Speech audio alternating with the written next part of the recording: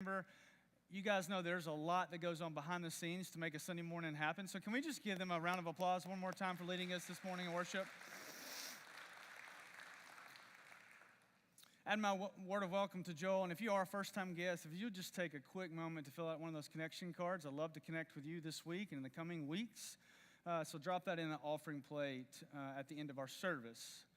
We are in the midst of Advent, and we've been talking about longings, how we're all created with these longings, and the only one that can satisfy those longings is our Creator. The first week we talked about longing for meaning, then we talked about last week longing for control, and this week it's longing for relationships. So if you have your Bible, I invite you to turn with me to Genesis chapter 45. Genesis chapter 45, we're going to be taking a look at verses 1 through 8. It's no secret that I love this time of year. It's my favorite time of the year, and what I love most about this time of year are the Christmas movies, and I'm not talking about the Hallmark Channel, okay? Like, all of those have the same plot. One of my favorite Christmas movies is Four Christmases. How many of you seen Four Christmases? Okay, very few. Well, the movie is about a couple, Brad and Kate. Brad is played by Vince Vaughn, and Kate is played by Reese Witherspoon. And this couple, throughout their relationship, has managed to avoid spending time with their families at Christmas. Instead, they lie. They make up story after story after story of how they go to these exotic locations to do charity work. But they're not there to do charity work, are they? They are there to go on vacation together. But on this one particular Christmas, they show up at the airport only to find out their flights are delayed. They're later canceled, and to make matters worse, they're caught on live television, revealing to their families that they're not out of the country, they're not doing charity work, and so this Christmas, they can't make any more excuses. They have to spend time with their families. Now, they don't just attend one Christmas, they go to 4 Christmases because both of their parents are divorced. And there's a line in the movie that I love. Brad says this: "You can't spell families without lies." Try it. You can't spell families without lies. And if you've seen this movie, then you know these Christmases are an absolute disaster. I mean, Brad sets his father's house on fire. There's humiliation after humiliation after humiliation. There's a lot of uncomfortable and awkward conversations. There's these secrets that Brad and Kate have kept from one another that they're revealed. I mean, this family puts the word fun in dysfunctional, okay? It's an absolute train wreck. And at the end of the movie, Brad and Kate, because they've spent Christmas with their families, their relationship is on life support. They're just struggling to survive because you can't spell families without lies. In 2019, Forbes conducted a survey. Listen to this. 70% of the people that were surveyed said that they would define or label their family as dysfunctional. 10% of the adult mothers in the survey said that they are estranged from at least one of their children. And 40% of the adults that were surveyed said they are estranged from at least one family member. Now, we know that we live in a beautiful but broken world, and our world is broken because of sin, and sin stains every relationship. I think we'd all agree that we live in a world full of dysfunctional relationships. In today's text, we're going to take a look at the story of Joseph. And if you think your family presents challenges, I can promise you it pales in comparisons to the dysfunction that we're going to find in Scripture and the life of Joseph. Here's what we're going to discover. In the midst of the dysfunction in Joseph's family, he pursues reconciliation and forgiveness. He pursues reconciliation and forgiveness. Would you stand with me in honor of God's word as we read? Genesis chapter 45, verses 1 through 8. Then Joseph could not control himself before all those who stood by him. He cried, "Make everyone go out from me." So no one stayed with him when Joseph made himself known to his brothers. And he wept aloud, so that the Egyptians heard it, and the household of Pharaoh heard it.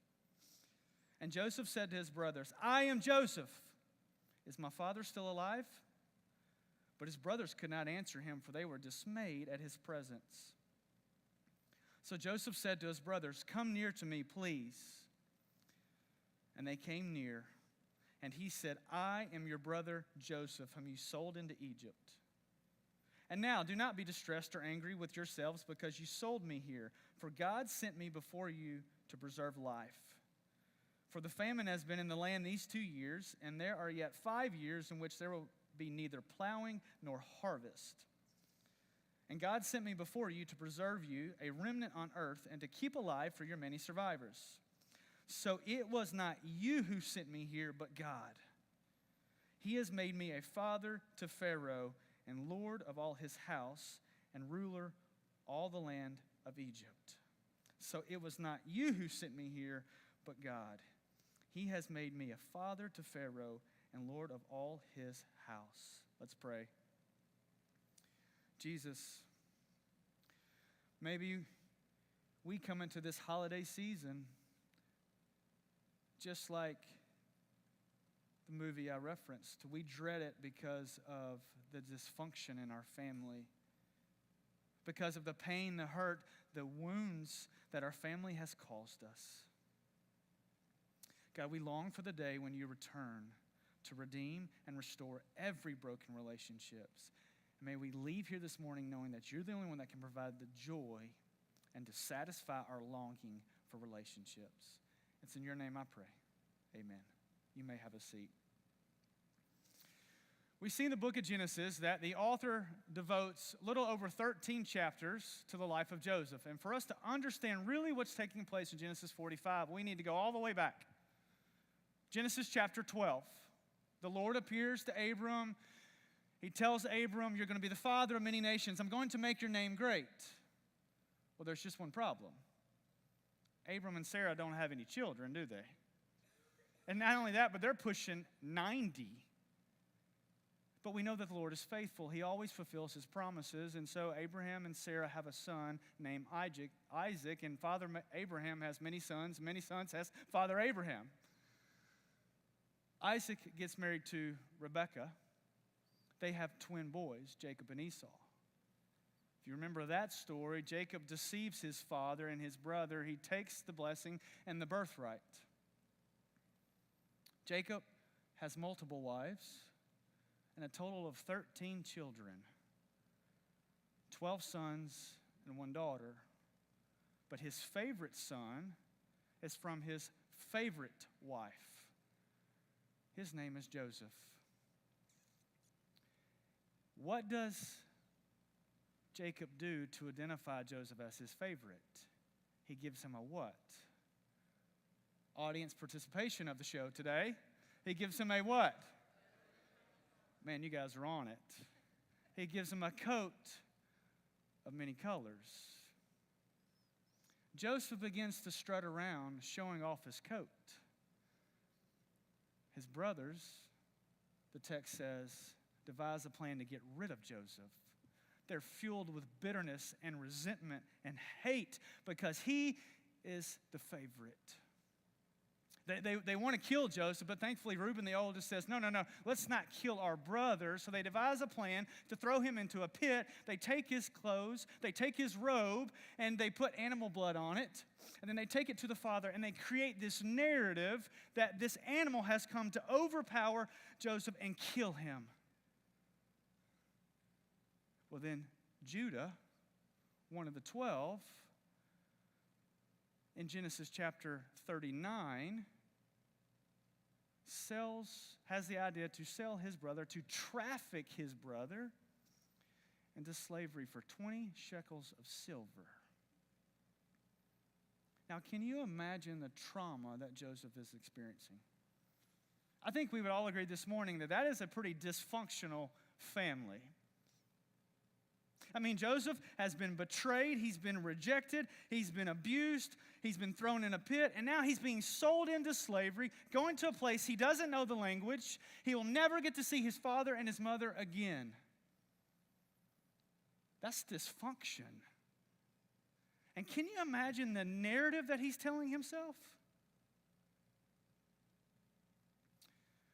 Maybe you came in here this morning and you can empathize with Joseph.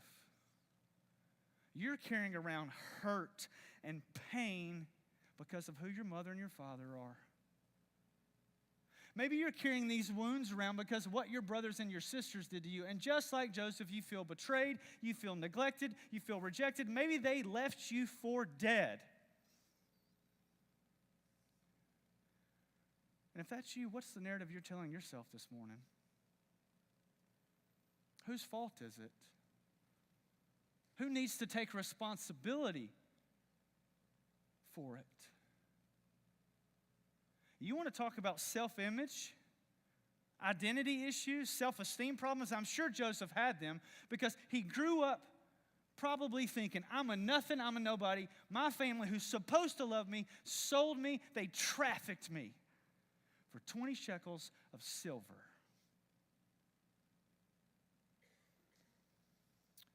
By the time we get to Genesis chapter 39 and chapter 40, Joseph is a slave in the home of a high-ranking official. His name is Potiphar. And I want you to listen as I read Genesis chapter 39, verse 2. The Lord was with Joseph, and he became a successful man, and he was in the house of his Egyptian master. His master saw that the Lord was with him, and that the Lord caused all that he did to succeed in his hands. So despite Joseph's pain, his trauma, his wounds, the Lord was with him. And because the Lord was with him, we see in the text that he prospered, and his master Potiphar began to notice it. The text goes on to say that the Lord blessed everything that Joseph owned in the home and in the field. And so what does Potiphar do? He elevates, he promotes Joseph to be in charge of his household. And he doesn't withhold anything from Joseph except his wife. Now here's the good news this morning. No matter how deep your pain is, how deep your hurt, how many times that you've been wounded, the Lord is with you. The Lord is with you. And he can take that evil, he can take that sin, he can take that ugliness, and if you allow him, he can use it for his glory and for the kingdom and for you to fulfill your calling. Because what we're going to find out this morning, that behind the scenes, the Lord is always working, whether you can see it or not, and he's orchestrating a plan. And no matter what happens to you, he's going to accomplish his plan and his purposes. You just have to allow him to do it.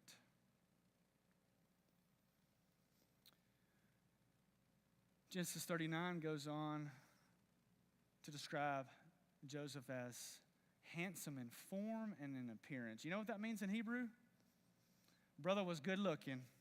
Like, old Joseph would have been on the cover of GQ magazine, Men's Health. I mean, brother went to the gym twice a day. His body was tight. Like, he was in shape. Well, Potiphar's wife begins to notice Joseph. And Potiphar's wife is always used to getting what she wants, and she wants Joseph. But remember, the Lord is with Joseph. So day after day after day, Potiphar's wife begins to seduce Joseph, and he says no. Until finally Joseph has had enough, and he just completely removes himself from the situation. He runs out the door, and as he runs out the door, she grabs an outer garment, and she keeps it.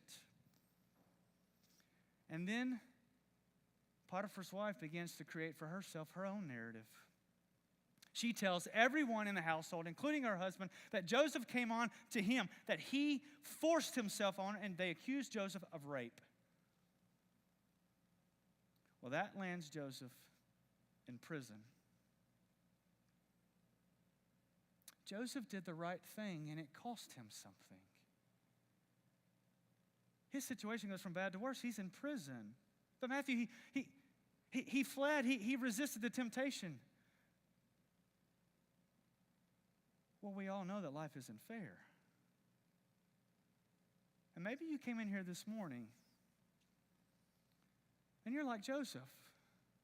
You've been slandered, you've been lied about, you've been gossiped, you've been talked about, you've been falsely and wrongly accused, and your situation's gone from bad to worse. And doing the right thing, you said, Matthew, I took the high road, I did the right thing, but it cost you something, because we know the world that we live in, doing the right thing can be expensive sometimes. I want you to go back and read this passage this week, Genesis 39 through 45. Because here's what you'll find. Joseph doesn't grumble. He doesn't complain. He doesn't blame God. He doesn't shake his fist at God and ask that dark why question. Why, God? Why, God? Why did you allow me here? I did what you needed me to do, what you're supposed to do, what we see. But I landed in prison. He doesn't do that, does he? Instead of asking the dark why question, you know the question that Joseph asked? He asked the how question. How are you going to use this ugliness, this mess, and create a masterpiece and use it for your glory, for your purposes, to fulfill my calling? And so if you find yourself in the same situation as Joseph this morning,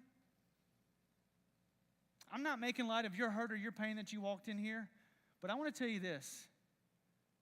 Instead of asking that dark why question, ask God, how are you going to use this for your glory, for your kingdom, and to fulfill my calling?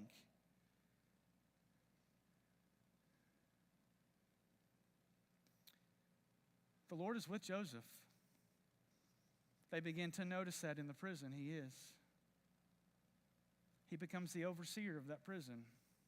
And it just so happens, it's not a coincidence, remember, God is always working behind the scenes, that he's not in just any prison. He's in Pharaoh, the king's prison, and he meets two inmates, the cupbearer and the baker.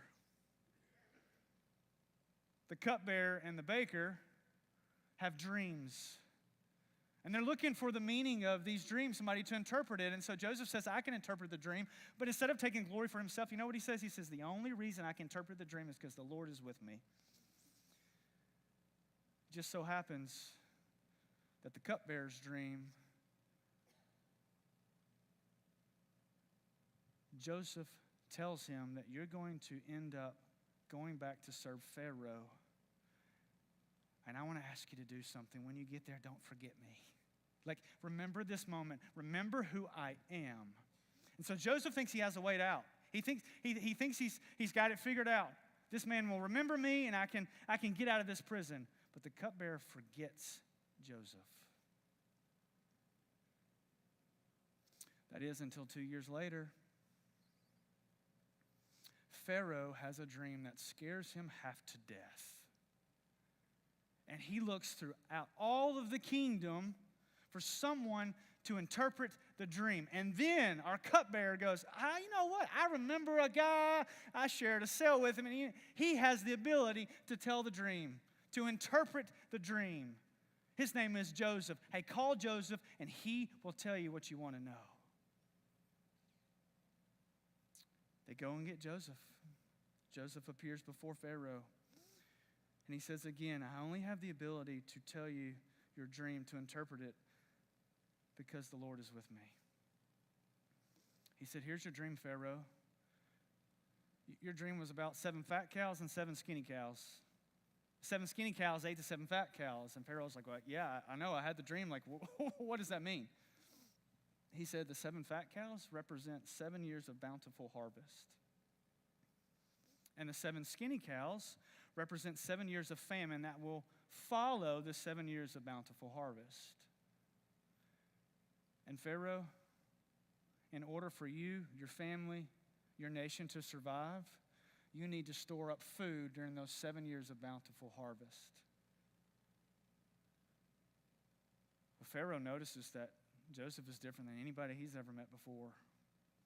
That the Lord's hand is on him. And so what does he do? He promotes Joseph to be in second in command of all of Egypt. And the only person that's more powerful than Joseph is who? Audience participation. Pharaoh himself. You know the story. What Joseph has predicted comes true.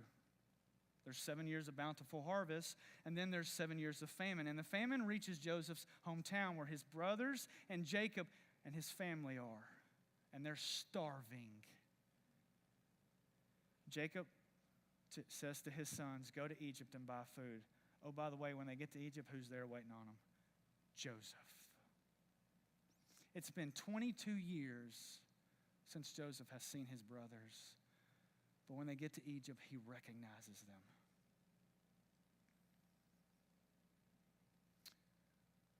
Joseph puts his brothers to the test. I probably would have done the exact same thing. He devises a plan because he wants to see his youngest brother, Benjamin, because Benjamin doesn't come with him. And so he takes Simeon, he makes him a prisoner, he takes him captive, and he says, if you want to see Simeon again, then when you go back home and you come back, bring your brother Benjamin, and I'll let Simeon go. So the brothers go back home. They begin to plead and beg with their father Jacob to let Benjamin go. And Jacob is reluctant. Why? Because he's already lost his youngest son, Joseph, whom he loved. And he loves Benjamin dearly. And he says, I can't let him go. But Judah pleads and he begs. He says, let Benjamin go with us. And so Benjamin goes. And when they get to Egypt, Joseph sees them coming. And it says he weeps when he saw Benjamin. He goes, he washes his face, and he throws a feast for his brothers. They have a celebration. They begin to fellowship at the table. But Joseph is not done testing his brothers. He devises another plan, and here's the plan. He tells his servants, take my silver cup and put it in Benjamin, the youngest's sack. And as they begin to return home, I want you to ride out, I want you to overtake them, and I want you to accuse them of stealing from me. And the one who has the cup in their sack has to stay and return to Egypt. The next morning, the brothers take their grain, their food, and they head back home. And it's just as Joseph has said, the servants go and they overtake the brothers, and they accuse them of stealing. Why would you steal from this man? The brothers are like, what are you talking about? Like, we didn't steal. Like, we paid, and we did what we're supposed to do.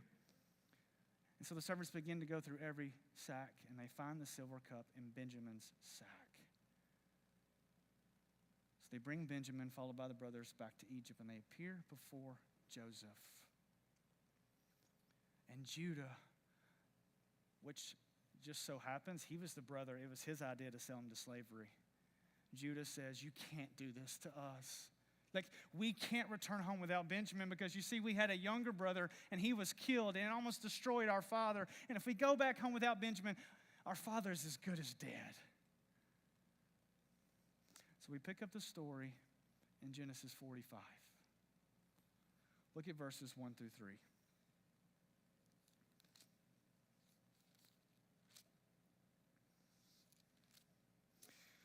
Then Joseph could not control himself before all those who stood by him.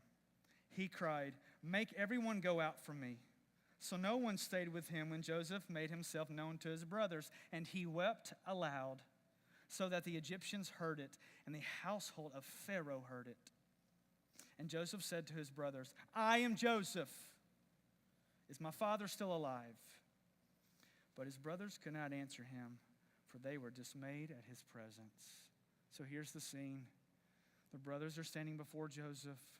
Joseph has just heard Judah's plea where he said, I'll be willing to swap places with my brother Benjamin. Just let him return. Take me instead. What does that communicate to Joseph? His brothers have a change of heart.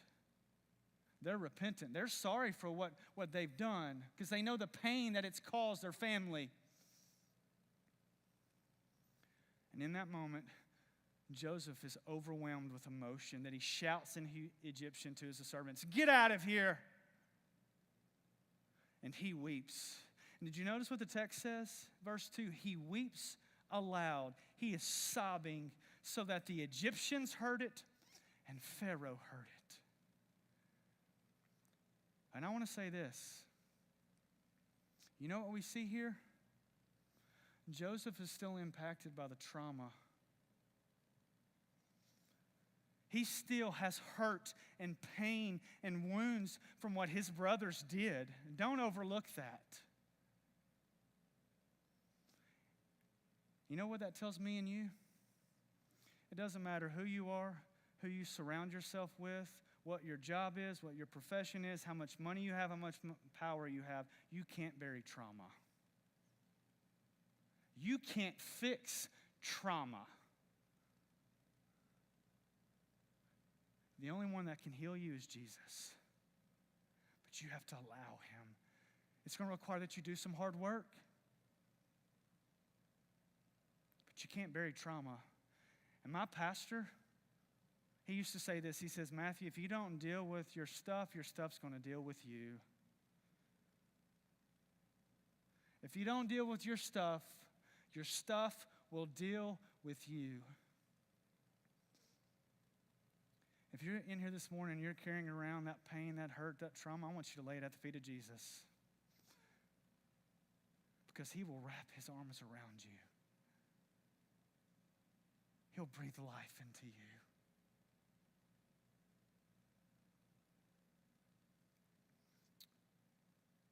Joseph is so overwhelmed, he cries, he weeps. Now, what's his brother's reaction? Did you see what they did in verse 3? It said they were what? Dismayed. That word in Hebrew means they were terrified. It's the word that you would have used in Hebrew culture to describe the feeling of an army going into battle, and when they're in battle, the enemy sees them, and they know that they're about to be overtaken by the enemy, and they're doomed. The brothers thought, we're doomed. You know, they had to think, if this is my brother Joseph, he's probably been waiting 22 years from this moment to seek revenge on us. He's going to lash us out. And you know that Joseph has the power to do whatever he wants to do. He can snap his fingers and his brothers disappear off the face of the earth, and nobody think twice about it. They're thinking, he's going to let us rot in prison. Worse, he may have us hung in the street. We're never going to get to see our families again for what we did to our brother. They're terrified.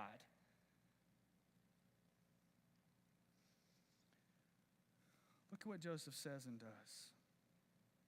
Verse 4. So Joseph said to his brothers, come near to me, please. And they came near. Now, I want to interject myself in the story. I'm going to be one of the brothers for a moment, okay? If I'm standing there and I have just heard this powerful man reveal to himself that he is my brother, you know what I'm doing in this moment? I ain't going first. Hey, Judah, it was your idea to put him in the pit and sell him to slavery. You go first. Matter of fact, I'm like, hey, Reuben, you know what? You're the oldest. You're going to fall on the sword for us. You go first. I ain't going first. I'm shaking. I'm terrified. Like I'm saying, hey, let's paper, rock, scissors. Let's sparkle for it. Best 2 out of 3. I'm not going first. The text says they draw near to Joseph. And he says again, I am your brother Joseph, whom you sold into Egypt. He tells them, make no mistake, it's me. And then he discloses information that only Joseph and his brothers would have known, that he was sold into slavery. Did you notice back in verse 3, the question that he asked after he reveals himself? Did you see that there? Is my father still alive? Why would he ask this question? Because if you read Genesis 44, you see 15 times Judah says your father, or Jacob the father, is alive. 15 times. So Joseph knows his father's alive. Why is he asking this question? You know why? Because Joseph longs for a relationship with his father. Joseph longs to hear his father say, I love you. And I want to talk to the men in the room this morning. It doesn't matter how old you get, does it? You still long to hear those words from your father, I love you. You might not want to admit it, but you long to hear those words, I love you. And if you're a father in this room, make it a point to tell your children that you love them. Because any child wants to know they're loved by their Father. If you're able to tell your children, I don't care if they're an adult, a teenager, a preschooler, that you love them. I read an article this week that said this: 90% of the men in prison that are incarcerated, 90% of them did not have a father. And if they did have a father, their fathers never affirmed them, they were absent, and they never said, I love you. 90%. Make it a point to tell your children you love them. Is my father still alive?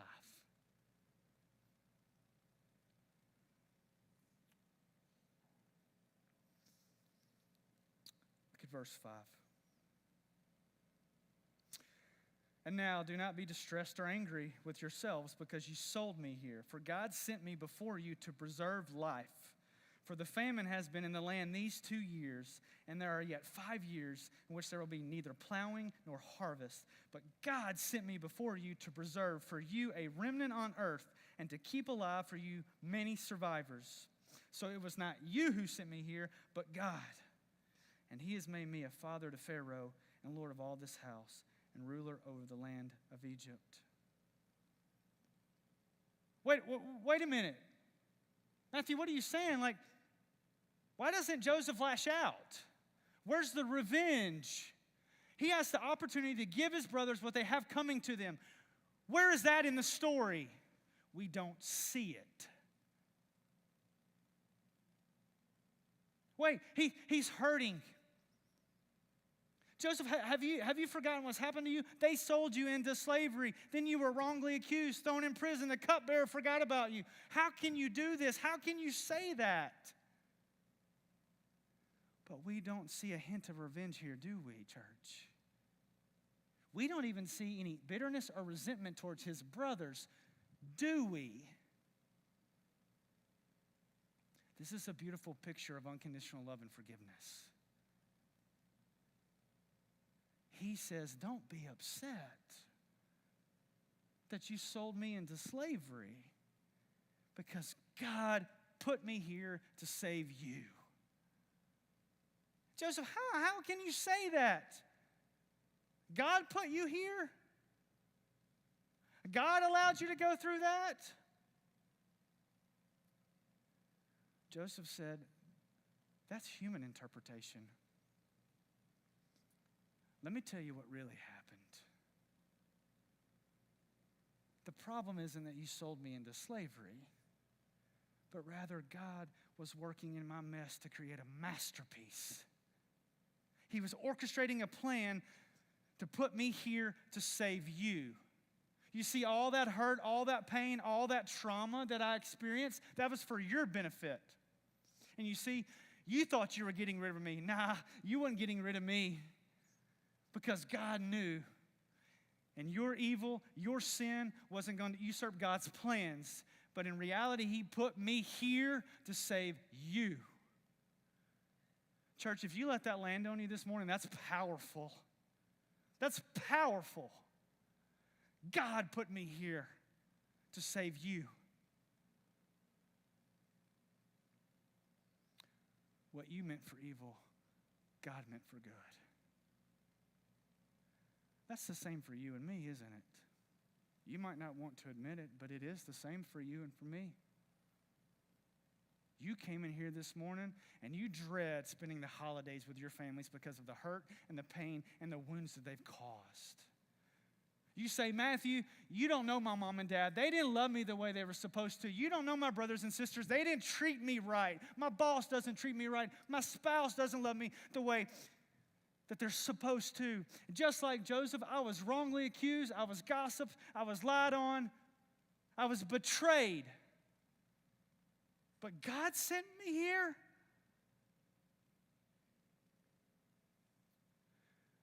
You see, I don't want you to look at your pain socially this morning. I want you to look at your pain and your hurt theologically. Because somewhere down the road, the Lord knew that all those things that you're experiencing, all that ugliness in your life, was going to be used to help save and help somebody else.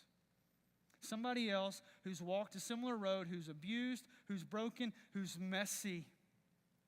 It was God who sent you here.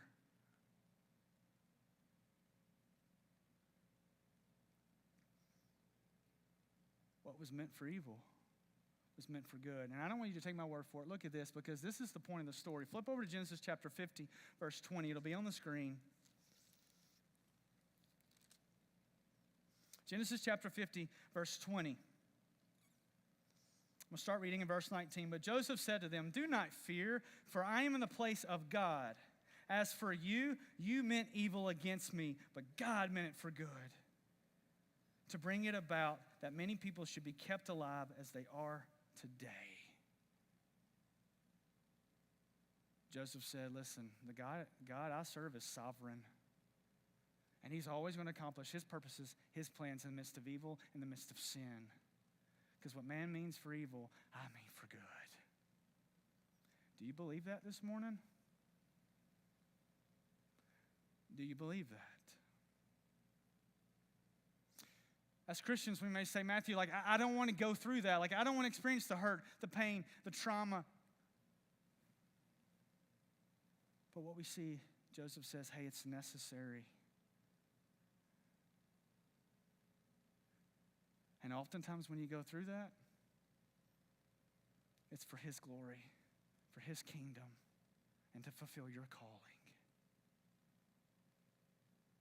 And that's what Advent teaches, right? Isn't that what Advent teaches? Because the first Advent shows us that Jesus came to purchase forgiveness. He did that through his work on the cross. And by purchasing forgiveness for you and for me, he offers salvation to anyone who would believe. But Jesus didn't only purchase forgiveness, did he? He modeled it. He modeled it. Just like Joseph, Jesus was betrayed. He was spit upon. He was mocked. He hung on a cross. And you know what he said? He didn't say, Lord, give it to him. Lord, he didn't rain down angels from heaven. He didn't say, stick it to him, Lord. He said, Father, forgive them. For they know not what they do. He modeled forgiveness. The second Advent teaches Christ is returning. And listen to this, when he returns, he will put everything back in its place. He will fix and he will restore and reconcile broken relationships. There will be no more dysfunction in our families. And the message of Christmas? The message of Christmas is that God came down to fix what we couldn't, and he did that through his Son. And because his Son gave you and purchased forgiveness for you, guess what? You now have the power to forgive others. If anyone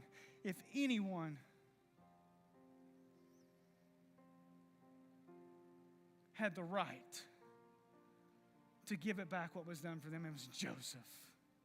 But he didn't. He forgave them. And that's the message of Christmas. Why is this, or how is this a Christmas story? Did you see it? There was echoes of the Messiah all throughout the life of Joseph. You see, Joseph, his path to glory was treacherous. It was life-threatening. He had to suffer. But God said, I'm going to use all of that to save not only the Egyptian people, but did you see it? The nation of Israel, his chosen people. And just like Joseph, Jesus, his path to glory was full of suffering. Matter of fact, he suffered until death on the cross. And what man meant for evil, he meant for good. And God used Jesus' suffering to save you and to save me from our sin. And you don't have to spend another holiday, another Christmas, another season of Advent enslaved to sin, to bitterness, to resentment, because you have the power of forgiveness through Jesus Christ. I close with this. Every once in a while, I go see a counselor for some maintenance. It's a safe place for me because as a pastor, there's not a whole lot of safe places.